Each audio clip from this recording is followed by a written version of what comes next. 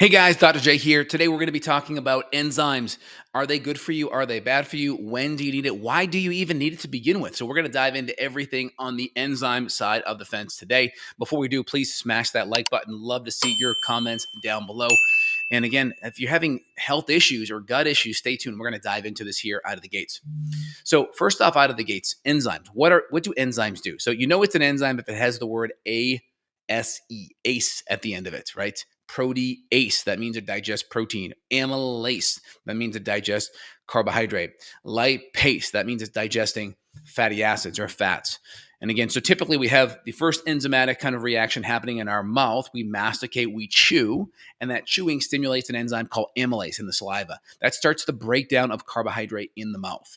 And that breaking down, that chewing starts to stimulate the cephalic and the gastric phase of digestion, where we're starting to now make enzymes. Just the fact that you're smelling, you're starting to make enzymes. If I were to tell you, just start thinking of a Krispy Kreme donut, think about the texture in your mouth.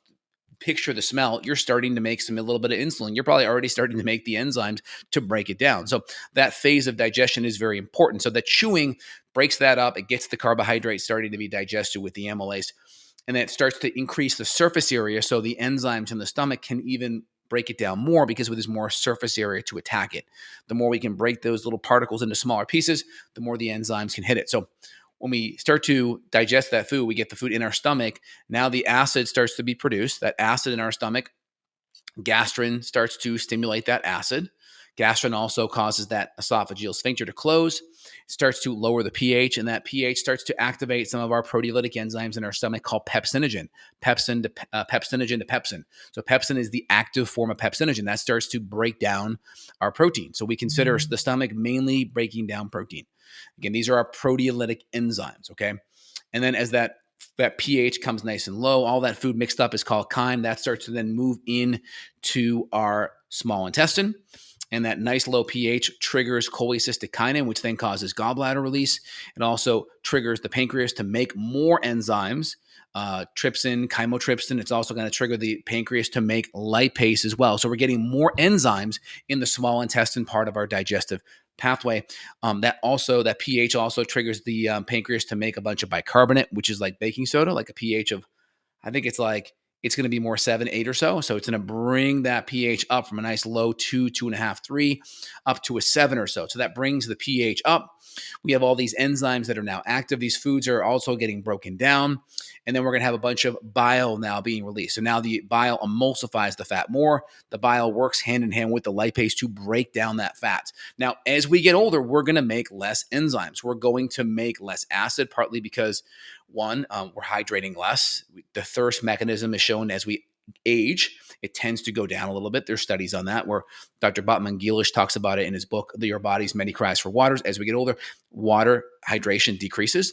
Also, when water decreases, we tend to also have less electrolytes. Plus, a lot of people are on certain medications that can lower their electrolytes, whether it's on diuretics or certain blood pressure medications. It can lower your electrolytes. And we need sodium and chloride to actually make your hydrochloric acid. We also need zinc as well. It's an important cofactor to make stomach acid as well. So if we're low in zinc, if we're low in certain minerals and electrolytes, and we're dehydrated, now we're going to have less of these raw materials to make our stomach acids. And we know that stomach acid is so important. It brings the pH down, and that activates our enzymes. So remember, if we don't, and also if we're on maybe a lot of acid blocking medications, that's going to thwart our ability for our enzymes to work because enzymes are so intimately connected to pH. If we don't have good pH, our enzymes will not be as active. Now, also, the more stress we get, we activate our sympathetic nervous system. So we have our sympathetic, that's the fight or flight, that's the gas pedal, and we have our parasympathetic, that's the rest and digest and recover, right? So sympathetic gas, parasympathetic brake, rest, stop, relax. The more stressed we are, the more we're hitting the gas pedal, the lower the parasympathetic is. Think about it, right? You can't be hitting the gas pedal and the brake at the same time, per se, right? You're either hitting the gas or you're hitting the brake. And so the more you're hitting the gas, the less parasympathetic. That means the less enzymes, the less acid. Again, sympathetic blood goes to the hands and the feet to run, fight, and flee. When we're resting and that brake pedal is being engaged, now the blood goes back to the core, which is very helpful for good digestion. So that brings it in. So if we're chronically stressed, we're chronically inflamed from bad foods, maybe our adrenals are in overdrive, we're making lots of excess cortisol, that's going to put us in that fight or flight state. And that's going to allocate a lot of our blood resources away from the core to the extremities, and we got to bring it back in. Now, what are some simple things you can do to work on that? So first thing is don't eat inflammatory foods. So work on, follow my Justin Health template where we're eating whole foods, kind of a paleo, anti-inflammatory, nutrient-dense, low-toxin template, healthy protein, healthy fats, right? Be careful of the refined processed vegetable oils. Ideally, get your carbohydrates dialed in based on your activity level. If you're already pretty lean and you're already pretty active, you could do more fruit, more starch. Again, if you're less active, you maybe have a little bit more weight on you than you should, then you can always go more vegetable-based carbs and less fruit and starch. Again, you can adjust that, and that may be different per day. That may be different during the day. You may say, I'm going to keep carbohydrate very, very low all day long, and I'm going to backload a little bit of starch at dinner. And you could do that too and feel it out, test it out. I always recommend use a blood sugar meter. Test your blood sugar fasting. Ideally, you want it below 100.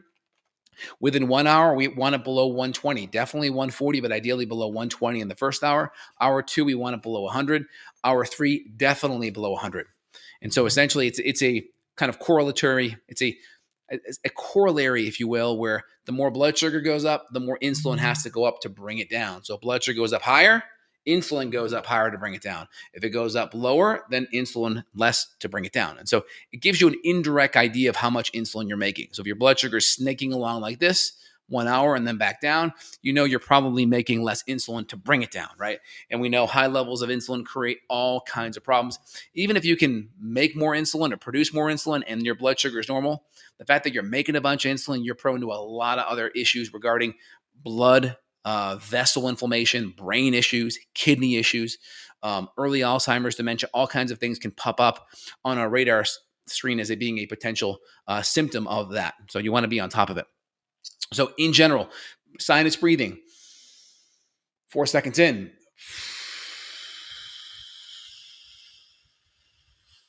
8 on the way out. So 4, 8, that's fine. Pierce your lips, increase that inner abdominal pressure. That's shown to increase the parasympathetic response. So into the nose.